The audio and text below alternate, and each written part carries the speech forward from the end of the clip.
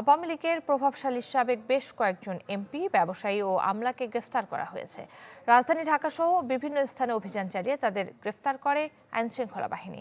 খুলনার ফুলতলা এলাকায় একটি হত্যা মামলায় সাবেক সংসদ সদস্য আব্দুস সালাম মুর্শেদীকে গ্রেফতার করেছে র্যাব।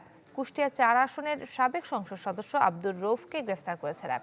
নোয়াখালী ৪ আসনের সাবেক সংসদ সদস্য একরামুল করিম চৌধুরীকে চট্টগ্রাম থেকে গ্রেফতার করেছে র্যাব। এক্সিম ব্যাংকের সাবেক চেয়ারম্যান ও নাসা গ্রুপের চেয়ারম্যান নজরুল ইসলাম মজুমদারকে গ্রেফতার করেছে ঢাকা মহানগর গোয়েন্দা পুলিশ। সাবেক প্রধানমন্ত্রীর মুখ্য সচিব কামাল আব্দুল নাসেরকে গ্রেফতার করেছে ডিবি। এদিকে বিস্ফোরক দ্রব্য নিয়ন্ত্রণ আইনের মামলায় সালমান এফ রহমানের ৭ দিনের রিমান্ড মঞ্জুর করেছেন আদালত।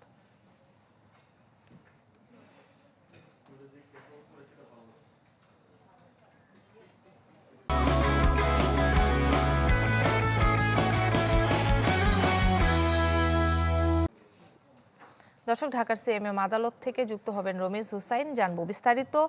রমেশ, কাকলি, কিছুক্ষণ আগে একটি তথ্য এসেছে আমার হাতে, সেটি হচ্ছে আদাবর থানার একটি হত্যা মামলা, যেটি রুবেল হত্যা মামলা।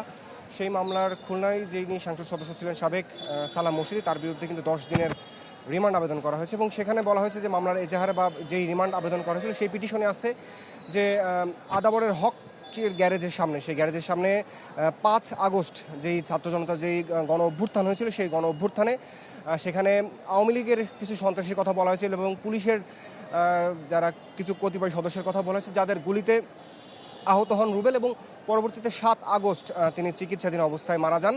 তো এছাড়া আর আপনি যেই বাকি আসামিদের কথা বলেন, কুষ্টিয়ার সাবেক সংসদ সদস্য এবং প্রধানমন্ত্রী শেখ হাসিনার একজন সচিব, তাদের বিষয়ে কিন্তু এখন পর্যন্ত কোনো তথ্য আমার কাছে আসেনি, যদিও ধারণা করা হচ্ছে যে, এবং এই যে আদালত সূত্র তার থেকে যতটুকু জানতে পেরেছি, 2টার পরে আসলে তাদের হয়তো কয়েকজনকে এখানে, যদি ঢাকার মধ্যে যদি মামলা হয়ে থাকে এবং ঢাকা বিভাগের মধ্যে যদি কোনো মামলা হয়ে থাকে তাহলে এই সিএমএম কোর্ট এবং চিফ জুডিশিয়াল ম্যাজিস্ট্রেট কোর্টে তাদেরকে হাজির করা হবে। এবং আরেকটি তথ্য আমি যতটুকু জানতে পেরেছি, কুষ্টিয়া 4 আসনে যিনি সাবেক সংসদ সদস্য ছিলেন, তাকে কিন্তু কুষ্টিয়ার একটি হত্যা মামলায় র্যাব আসলে তাদেরকে গ্রেপ্তার দেখে এবং পুলিশের কাছে তাদেরকে সেই সংসদ সদস্যকে পুলিশের কাছে আসলে তাদেরকে হস্তান্তর করেছেন।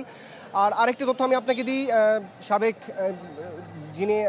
বর্তমান যে বিএনপির মহাসচিব এবং রুহুল কবির রিজভী, যে 2জন সিনিয়র নেতা, এবং হাবিবুর নবী খান সোহেল, এরকম মোটামুটি 15 থেকে 20 জন বিএনপির সিনিয়র নেতাকর্মী যারা রয়েছেন, তাদের বিরুদ্ধে যে 2টি মামলা ছিল, সেই মামলা থেকে কিন্তু তাদেরকে অব্যাহতি দেওয়া হয়েছে।